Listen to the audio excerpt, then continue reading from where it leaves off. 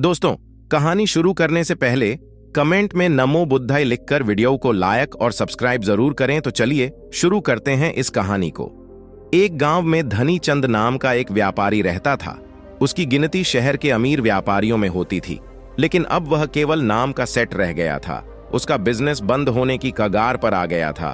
Business में हुए घाटे की वजह से उस पर लोगों का बहुत ज्यादा कर्जा पड़ गया था। उसके दिन अब गरीबों की तरह कट रहे थे और उसकी हालत का कारण उसका स्वभाव था। वह बहुत ही शांत, सद्भाव, शांत स्वभाव वाला व्यक्ति था।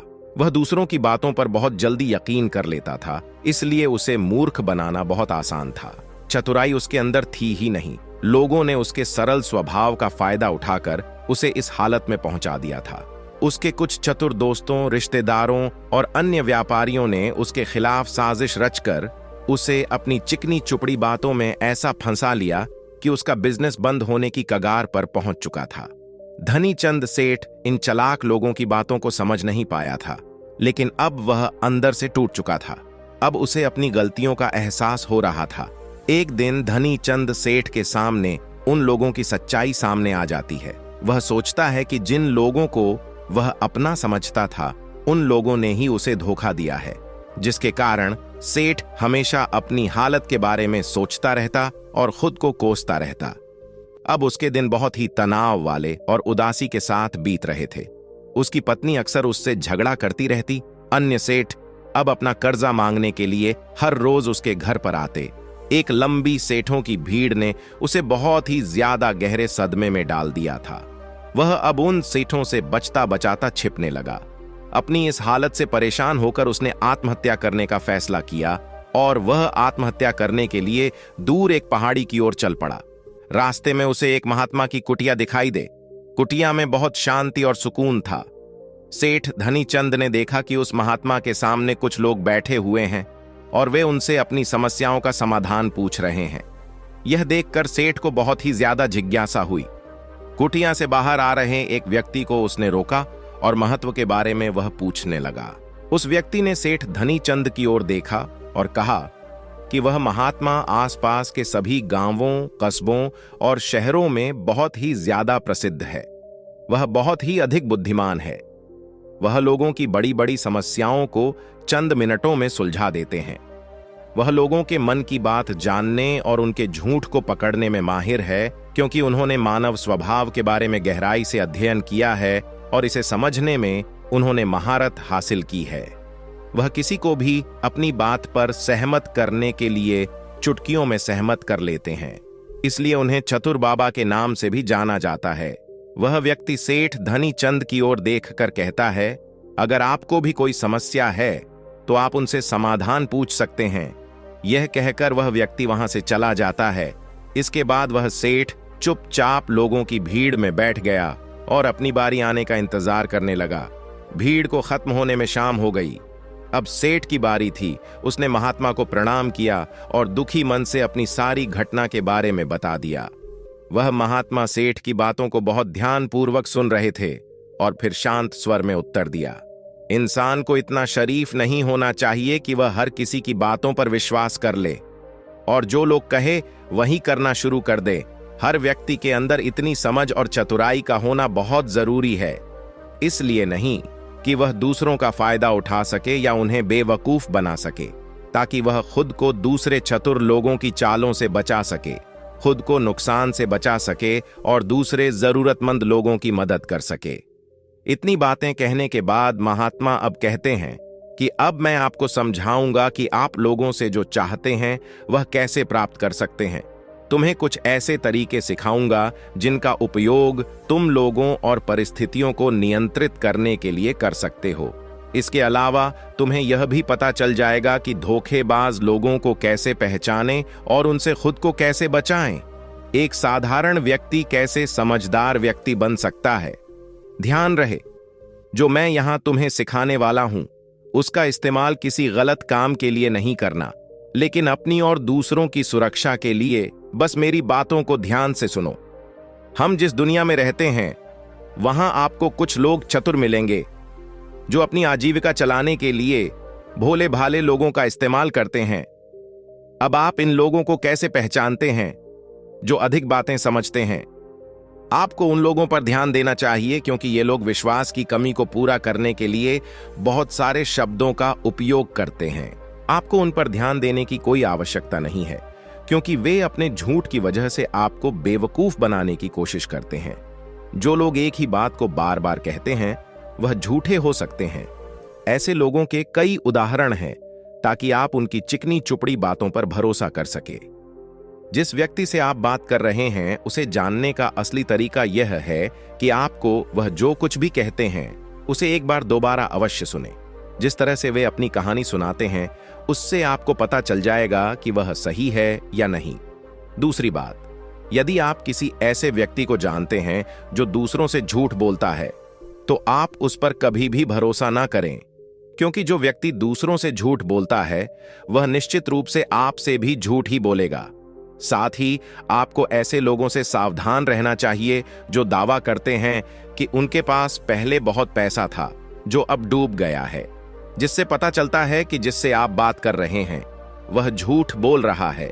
हाँ, ऐसा हो सकता है कि एक बार उसके पास पैसा था लेकिन अब वह है दिवालिया हो चुका है। बुद्धिमानी इसी में है कि ऐसे व्यक्ति को कभी भी पैसों से समझौता नहीं करना चाहिए। जो व्यक्ति खुद के पैसे को संभालने में कमजोर हो सकता है उस व्यक्ति से सलाह लेना बुद्धिमानी नहीं है। आपको ऐसे अयोग्य लोगों से भी सावधान रहने की आवश्यकता है क्योंकि अगर कोई व्यक्ति महत्वपूर्ण चीजों की देखभाल करने में सक्षम नहीं है तो ऐसे लोग अपने बिजनेस या काम को संभाल नहीं सकते। एक समझदार व्यक्ति अपनी जरूरी समस्याओं पर अधिक ध्यान देता है, बेकार की चीजों पर नहीं। एक और वह व्यक्ति जो हमेशा अपनी बात दोहराता है और बार बार कसम खाता है, वह व्यक्ति झूठा होता है। इसलिए ऐसे व्यक्तियों पर भी कभी भरोसा नहीं करना चाहिए। दूसरी ओर, अगर आप चाहते हैं कि कोई व्यक्ति आपके साथ अच्छा व्यवहार करे तो आपको हमेशा अपनी इच्छा के अनुरूप परिणाम मिलेंगे, जो कि गलत है। आपको हमेशा एक बात याद रखनी चाहिए कि लोग वही चाहते हैं जो उन्हें कभी नहीं मिल सकता। इसलिए अगर आप ऐसा चाहते हैं कि किसी काम को पूरा करने के लिए आप उसे बार बार करें और आप उसे हासिल कर सकते हैं जो खुद फायर नहीं जा सकता, इसके लिए तुम्हें 2 नियमों पर ध्यान देना होगा। पहला नियम, जिस व्यक्ति को आप अपने वश में करना चाहते हैं उसे वह दे जो वह चाहता है या फिर जिसे वह हासिल करना चाहता है। दूसरा नियम, उस व्यक्ति को तब तक देखें अब जब तक वह आपके नियंत्रण में आ जाता है। तो देखिए कितना दुख होता है जब आप उसे वह देना बंद कर देते हैं जो वह चाहता है, जब भी आपको लगता है कि वह आपको हल्के में ले रहा है। इसलिए जो आपने उसे दिया था उसे वापस ले लें। यह बात उस व्यक्ति को एक कमी और खालीपन का एहसास कराएगी जिससे वह आपकी बात दोबारा सुनने को तैयार हो जाएगा। तीसरा नियम, जब कोई व्यक्ति ऐसा व्यवहार करता है जैसे कि वह सब कुछ जानता है तो निश्चित रूप से आप एक ऐसे व्यक्ति से बात कर रहे हैं जिसमें बुद्धि की कमी है। सच तो यह है कि जो व्यक्ति यह मानता है कि वह कुछ नहीं जानता वह अंततः सबसे बुद्धिमान होता है और जीतता है।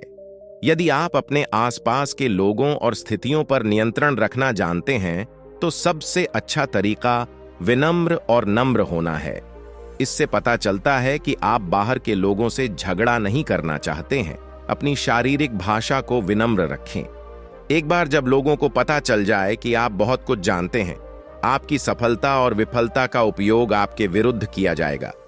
आपकी असफलता पर आपका अपमान होगा और आपकी सफलता पर लोग आपसे नफरत करने लगेंगे। और जब आप लोगों के सामने यह दिखाते हैं कि आप सब कुछ जानते हैं तो लोगों को समझाने की तरकीब अधूरी रह जाती है। लोग आप पर उनका उपयोग करने का आरोप लगा सकते हैं और वे आपको अपनी योजना के साथ आगे बढ़ने का मौका दिए बिना ही मना कर देंगे। लोग हमारे निर्दोष, अज्ञानी और विनम्र होने के कारण हम पर संदेह नहीं करते हैं कि हम उनसे काम ले रहे हैं। जो व्यक्ति अपनी भावनाओं और जज्बातों को छुपाने में माहिर होता है वह दूसरे लोगों को आसानी से अपने वश में कर सकता है। जब लोगों को लगेगा कि आप विनम्र हैं और झगड़ालू स्वभाव के नहीं हैं तो वे आगे आकर आपकी मदद करना चाहेंगे और शायद तब वे आपको अपने बारे में जानकारी देंगे जिसका उपयोग आप उन्हें नियंत्रित करने के लिए कर सकते हैं। और वे आपको यह सारी जानकारी देंगे क्योंकि उन्हें यकीन है कि आप उनसे नहीं लड़ेंगे। जो व्यक्ति यह मानता है कि उसके अंदर सुधार की गुंजाइश है, तो उसके सफल होने की संभावना कई गुना बढ़ जाती है। व्यक्ति के अंदर विनम्रता इसलिए भी आती है क्योंकि वह सोचता है कि उसे बहुत कुछ सीखना है, लेकिन जो व्यक्ति यह सोचता है कि वह बहुत कुछ जानता है, वह आसानी से मूर्ख बन जाता है। साथ ही एक गृहस्थ होने के नाते आपको इस बात पर भी ध्यान देना चाहिए कि आपका पैसा कहां जा रहा है, और उस मेहनत की कमाई को तब तक खर्च न करें जब तक आपको उस पैसे के बदले में वह न मिल जाए जो आप चाहते हैं। इसका मतलब यह है कि अगर आप सामान लिए बिना पैसे देते हैं तो धोखा मिलने की संभावना बढ़ जाती है। ऐसा भी हो सकता है कि अगर किसी ने आपका पैसा पहले ही ले लिया है तो वह अपना वादा नहीं निभाएगा। इसलिए सुरक्षित रहने के लिए उस व्यक्ति को पैसे देने से पहले सावधानी बरतें। जो चीज आप उससे पाना चाहते हैं उसे प्राप्त करें। चौथा नियम, लोगों को समझाने का सबसे अच्छा तरीका यह जानना है कि आप किसका मन बदल सकते हैं और किसका नहीं। यह 100% सत्य है कि आप किसी के मन को अपने अनुसार तब तक नहीं चला सकते जब तक वह आपको पसंद न करता हो। इसलिए जो लोग आपको पसंद करते हैं और आपका सम्मान भी करते हैं, उन्हें अपने तरीके से चलाने की कोशिश करें, लेकिन सही चीजों के लिए इस बात का ध्यान रखें। यदि आप किसी ऐसे व्यक्ति के मन में हेर फेर करने का प्रयास करते हैं जो आपको पसंद नहीं करता है, तो ऐसे में आपका सारा समय और धैर्य बर्बाद हो जाएगा। इसके अलावा जब भी आप ऐसे व्यक्ति को बदलने की कोशिश करेंगे तो वह आपसे बहस करेगा। चाहे आप कुछ भी करें, आप कभी भी ऐसे व्यक्ति के मन को नहीं बदल पाएंगे। आपको अपनी बहस शुरू होने से पहले ही प्रयास करना बंद कर देना चाहिए और याद रखना चाहिए कि केवल आप ही उन लोगों को बदल सकते हैं जो आपको पसंद करते हैं और आपका सम्मान करते हैं। इसलिए यदि आप किसी को बदलना चाहते हैं, सबसे पहले इसके साथ अच्छे संबंध स्थापित करें और इससे दोस्ती करें। इतना कहकर महात्मा कुछ देर रुके और फिर आगे कहने लगे, अब मैं तुम्हें कुछ ऐसी तरकीबें बताऊंगा जिनका प्रयोग करके चतुर और धोखेबाज लोग दूसरों को मूर्ख बनाते हैं और उनका गलत इस्तेमाल करते हैं। पहला तरीका, जब किसी चतुर व्यक्ति को अपना काम निकालना होता है तो वह अपने इरादे पूरी तरह छिपा कर रखता है, अर्थात वह झूठ बोलता है, सबसे महत्वपूर्ण बात छिपाता है और केवल उतना ही कहता है जितना वह चाहता है। दूसरा तरीका, एक व्यक्ति जो चतुर है दूसरों को गुमराह करना चाहता है, वह जितना संभव हो उतना ध्यान अपनी ओर आकर्षित करना चाहेगा, क्योंकि इस तरह वह किसी समूह का सबसे महत्वपूर्ण हिस्सा बन सकता है, दूसरे लोगों को गुमराह कर सकता है या अपने फायदे के लिए आपके कमरे का इस्तेमाल कर सकता है। तीसरा तरीका, जो व्यक्ति लोगों को गुमराह करता है वह अच्छी तरह से जानता है कि लोगों की भावनाओं के साथ कैसे खेलना है। वह अलग अलग मौकों पर अपने लाभ के अनुसार अलग अलग भावनाएं व्यक्त करता है, लेकिन केवल दिखावा करने के लिए। कभी कभी वह बहुत क्रोधित होगा, कभी कभी वह बहुत विनम्र होगा, कभी कभी वह बहुत मिलनसार होगा और कभी कभी वह बहुत उदास रहेगा। जिस व्यक्ति से उसका काम निकलेगा वह उसके साथ वैसा ही व्यवहार करना शुरू कर देता है। चौथा तरीका, धोखेबाज व्यक्ति सिर्फ अपने लिए सभी की सहानुभूति पाने की कोशिश करता है। सभी उसे सबसे गरीब समझते हैं। उसे इस बात से कोई फर्क नहीं पड़ता कि आपकी समस्या कितनी बड़ी है। आपको हमेशा यह महसूस कराएगा कि उसकी समस्या आपसे बड़ी है और वह आपसे ज्यादा परेशानी में है, इसलिए आपको उस पर दया करनी चाहिए और उसकी मदद करनी चाहिए। पांचवां तरीका, एक चतुर व्यक्ति जो आपको नियंत्रित करना चाहता है उसकी अपनी इच्छा के अनुसार आपको यह सोचने पर मजबूर कर देगा कि वह आपके जीवन का सबसे महत्वपूर्ण व्यक्ति है। आप इसके बिना काम नहीं कर सकते, लेकिन वास्तव में ऐसा नहीं होता है। वह आपको सिर्फ यह आश्वासन देता है कि आप उसके बिना जीवन की कल्पना नहीं कर सकते हैं। इस तरह जितना अधिक आप उन पर निर्भर होते जाते हैं उतना ही अधिक उनका आप पर नियंत्रण बढ़ता जाता है और वे आपसे अपना काम करवा लेते हैं। छठा तरीका, एक चतुर व्यक्ति हमेशा यह कोशिश करता है कि किसी भी बड़े काम का श्रेय हमेशा उसे ही मिले।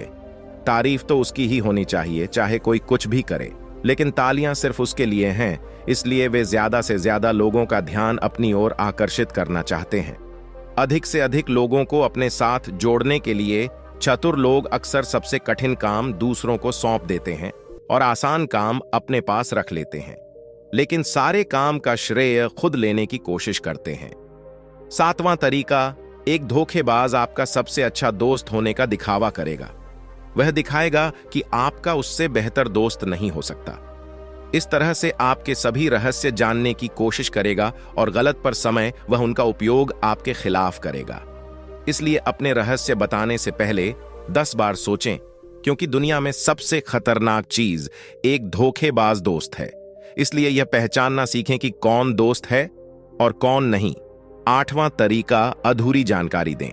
एक धोखेबाज व्यक्ति आपको केवल उतनी ही जानकारी देगा जितनी वह आपसे जानना चाहता है।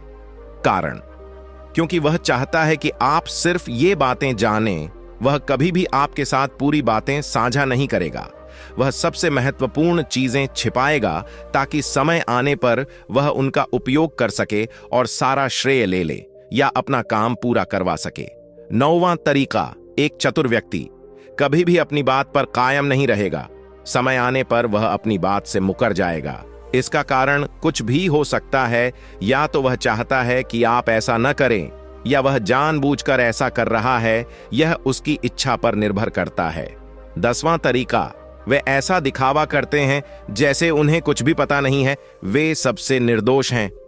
हालांकि उन्हें उस समय उस घटना के बारे में सब कुछ पता है, लेकिन फिर भी वे आपके मुंह से सब कुछ सुनना चाहेंगे, क्योंकि कल को अगर उनके मुंह से कुछ ऐसी बात निकल गई जो नहीं कहनी चाहिए थी, तो वह आपका नाम ले सकते हैं कि उसने मुझे बताया, या वे निर्दोष बने रहें ताकि वे अपनी जिम्मेदारियों से बच सकें।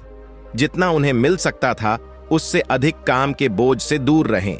वे जानबूझकर ऐसा करते हैं ताकि कोई उन पर ध्यान न दे और वे महान चीजों से बच सकें। 11वां तरीका, दूसरों पर उंगली उठाना या दोष देना। एक चतुर व्यक्ति हमेशा अपने हाथ खाली रखना चाहेगा, अर्थात उसे कोई कड़ी मेहनत या अधिक जिम्मेदारी नहीं निभानी पड़ेगी। इसलिए वह दूसरों पर उंगली उठाता रहता है कि मुझे यह काम ठीक से नहीं आता। वह इस बात को भली भांति जानते हैं। यह दूसरी स्थिति यह आती है कि कहीं न कहीं उनकी पोल खुल जाती है या इज्जत सामने आ जाती है। फिर भी वे अपनी गलती का दोष दूसरों पर डाल देते हैं। 12वां तरीका, एक धोखेबाज हमेशा झूठी तारीफ करेगा। वह केवल वही कहेगा जो दूसरा व्यक्ति उससे सुनना चाहता है, और वह ऐसा तब तक करेगा जब तक उसका काम पूरा न हो जाए। इसके बाद वह लोगों के सामने उसी व्यक्ति की आलोचना करेगा और उसकी कमी को दूसरे लोगों के सामने जाहिर करेगा।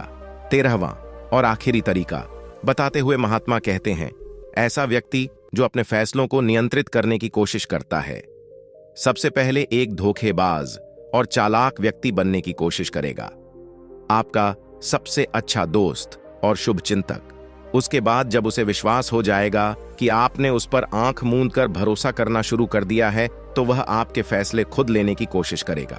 वह आपको यह महसूस कराएगा कि उसने आपके लिए जो फैसले लिए हैं उससे आपको फायदा होगा। चतुर व्यक्ति को फायदा होने वाला है। तो ये थे वो तरीके जिनसे आप लोगों को अपनी बात मनवाने के लिए इस्तेमाल कर सकते हैं और चतुर और धोखेबाज की पहचान कर सकते हैं। इन तरीकों का पालन करके आप उन सभी लोगों से बच सकते हैं। धनी चंद सेठ को सभी प्रश्नों के उत्तर मिल गए। उन्होंने महात्मा को उनके बहुमूल्य जानकारी देने के लिए धन्यवाद प्रकट किया और अपने घर वापस लौट आए।